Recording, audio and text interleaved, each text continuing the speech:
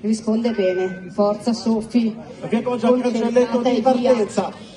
Con il solito rituale che avete visto, via, si parte per la terza discesa libera in carriera sull'Olimpia delle Tofane, la pista più amata dalla bergamasca. Adesso Sofia, massima attenzione, adesso la traversa del rifugio Pumedes, questa qua. È andata larghissima, è andata molto larga, però è passata indenne, è una media.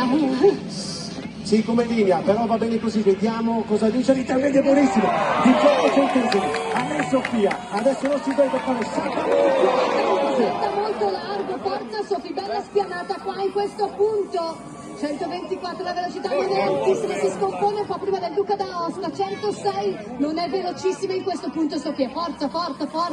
Adesso vediamo però la curva delta, infatti è mezzo secondo dietro, proprio per quello che dicevi, sulla velocità entra nella zona del super G, qua deve fare la differenza. Questa singola l'ha fatta bene, bella in spinta, forza, qua si recupera Sofì, forza, vai, buona la linea qua, dai che si recupera 30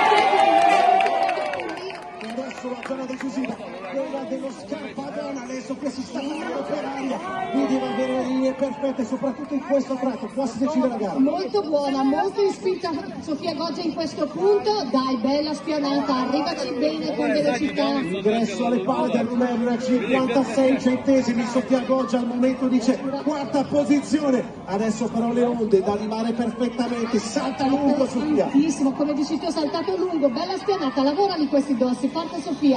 E il salto finale per Sofia Goggia 1.36, 10 il tempo da battere, 1.36, 60